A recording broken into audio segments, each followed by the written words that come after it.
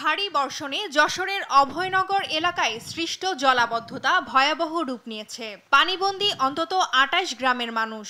মানবেতর জীবন পার করছেন স্থানীয় বাসিন্দারা। তলিয়ে গেছে ৫৯০ হেক্টর রোপা আমনের ফসলি জমি ও ৩৫ হেক্টর সবজি ক্ষেত। ভেসে গেছে ৩২০টি মাছের ঘের। ১৮০ না ২০০ বিঘের ঘের ভেসে গেছে এবং কোটি কোটি টাকার সম্পদ এভাবে নষ্ট হয়ে যাচ্ছে। মাছ শাক বেশি ২০০ বিঘে ঘের প্লাবিত হয়ে গেছে, কোনো নেট পাটা খুঁটো ঠেক হয়নি। বর্ষণে স্থবির খুলনার জনজীবন। তলিয়েছে শহরের রাস্তাঘাট সহ অধিকাংশ বাড়ির নিচতলা। চরম দুর্ভোগ পোহাচ্ছে খেটে খাওয়া মানুষ।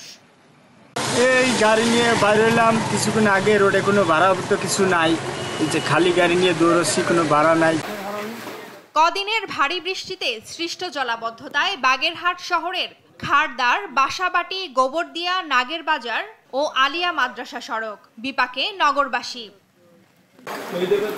বন্যার পানিতে মানে টোটালি কোনো লোকজন কাস্টমারই আসতেছে না, যে পরিস্থিতি পুরো পানি মার্কেট ভরে গেছে। এদিকে জেলার নিম্নাঞ্চল প্লাবিত হয়ে ফকিরহাট, মোল্লাহাট, মোরেলগঞ্জ, শরণখোলা, কচুয়া, মোংলা ও রামপালের ঘেরের মাছ ভেসে গেছে। এই ৩-৪ দিনের বৃষ্টিতে আমরা খুব সমস্যায় আছি, সব জায়গায় ভেসে গেছে।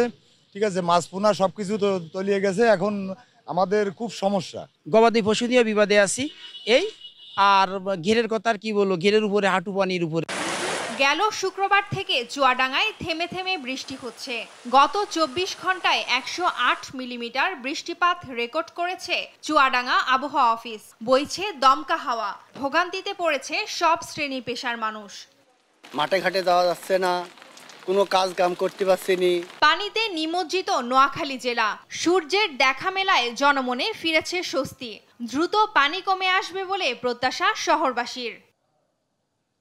ইনশাল্লাহ আজকে রোদ উঠছে, দেখা যাক ইনশাল্লাহ আল্লাহর রহমতে যদি পানি কমে কিছুটা স্বস্তি ফিরে আসে আর কি। রাঙামাটি সদর, লংগদু, নানিয়ারছড়, বরকল, জুরাছড়ি সহ অন্যান্য উপজেলার নিম্নাঞ্চলে জলাবদ্ধতা সৃষ্টি হয়েছে। পানিবন্দী অন্তত ১৫,০০০ মানুষ। টুম্পা আফরোজ, নিউজ ডেস্ক, দেশ টিভি।